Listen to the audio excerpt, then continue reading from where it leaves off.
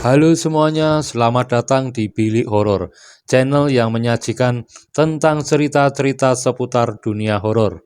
Mari kita bersama-sama menjelajahi kisah-kisah misteri horor yang mungkin membuat bulu kuduk merinding. Jangan lupa berlangganan dengan tekan tombol subscribe untuk pengalaman horor yang tak terlupakan. Assalamualaikum teman-teman semuanya. Kali ini channel Bilik Horor akan mengangkat kisah horor, kisah cerita nyata tentang pencurian mayat anak remaja yang meninggal di malam Jumat Kliwon. Bagaimana keseruan ceritanya? Mari kita ikuti bersama-sama.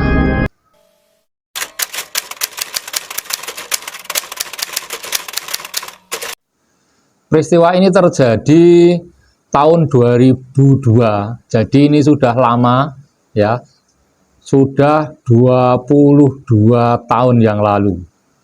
22 tahun lalu ini terjadi di Kabupaten Klaten, termasuk Provinsi Jawa Tengah. Kemudian kecamatan namanya itu adalah Kecamatan Gantiwarno. Kemudian desanya itu namanya Mutian. Kemudian tempat makamnya itu namanya Makam Panggil. Jadi kira-kira dari kota Klaten itu jaraknya sekitar 20-25 km. Kalau ditempuh dengan sepeda motor dari kota Klaten ya kira-kira 30 menit.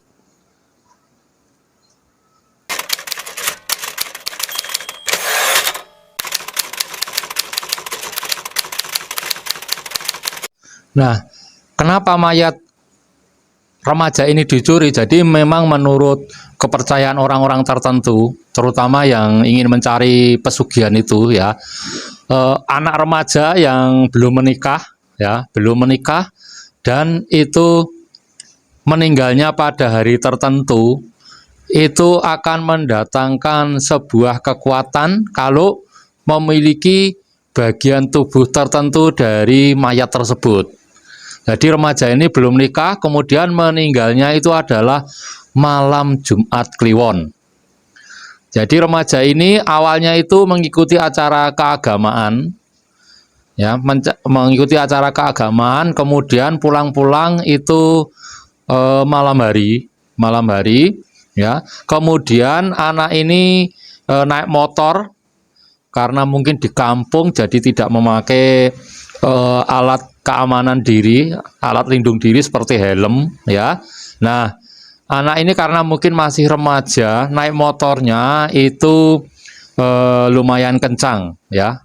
Mungkin masih di bawah emosi anak muda, naik motornya itu kencang sekali dan itu malam hari ya. Nah, kemudian sampai di perempatan ya, sampai di perempatan itu ternyata ada motor lain yang juga mau lewat, jadi mau nyebrang.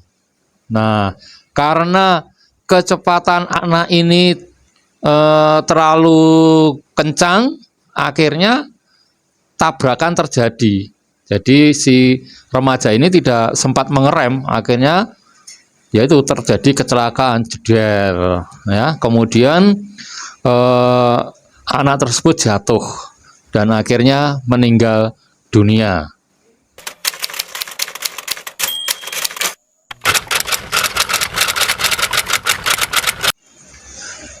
Yang melakukan pencurian ini diduga itu adalah orang-orang yang ingin mencari pesugihan. Ya, biasanya orang mencari pesugihan itu datang ke dukun. Nah, dukunnya itu memerintahkan ya mencari kepala mayat orang yang belum nikah dan meninggal pada malam Jumat Kliwon. Nah, kebetulan remaja ini belum menikah dan meninggal di malam Jumat Kliwon. Nah, kalau bisa mengambil bagian, salah satu bagian tubuh remaja tersebut, dalam hal ini kepalanya, nanti orang ini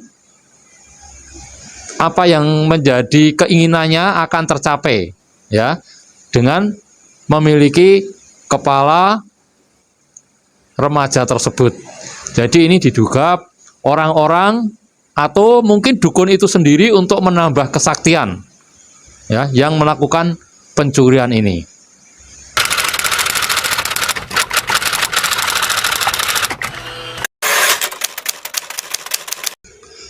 Proses pencurian dari kepala mayat anak remaja itu menurut informasi yang beredar itu tidak boleh menimbulkan suara-suara berisik. Jadi pencuri itu harus menggunakan alat apa adanya yang ada di tubuh dan tidak memakai alat bantu lainnya seperti cangkul.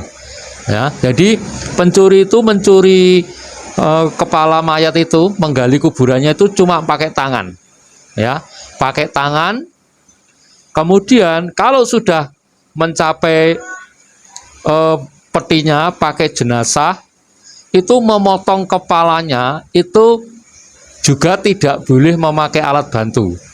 Jadi cara memotong lehernya itu memakai gigi, ya. Jadi tidak boleh memakai alat bantu apapun. Jadi pakai tangan dan juga pakai apa saja yang ada di tubuhnya termasuk dengan gigitan itu. Jadi lehernya itu diputus dengan cara digigit.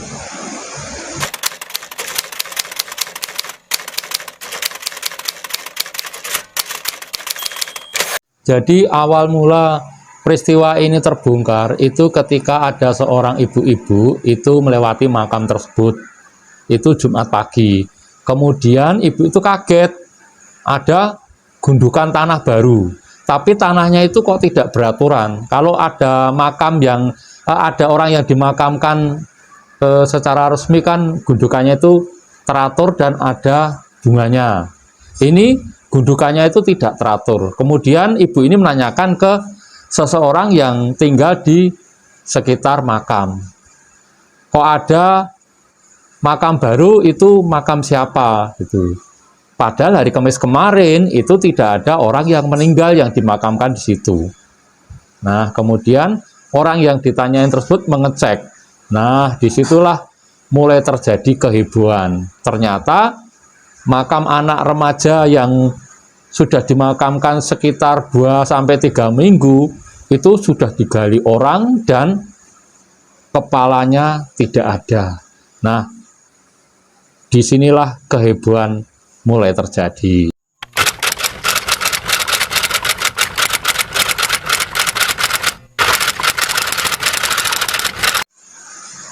Tentu reaksi keluarga itu ya sangat kaget dan sangat sedih karena anaknya yang masih remaja itu sudah meninggal, dan sudah meninggal pun kepalanya masih dicuri orang.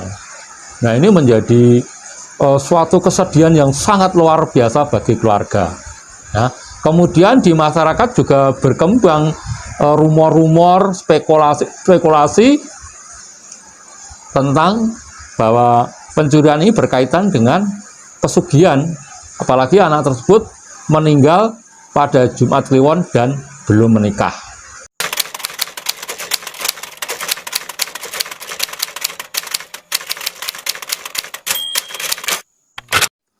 Tentunya upaya pencarian ini dilakukan oleh keluarga, juga dibantu oleh masyarakat, ya, dan juga pihak yang berwenang.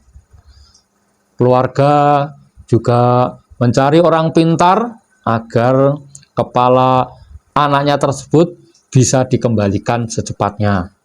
Pihak berwenang juga melakukan penyelidikan ya secara ilmiah. Masyarakat juga turut membantu mencari keberadaan kepala tersebut.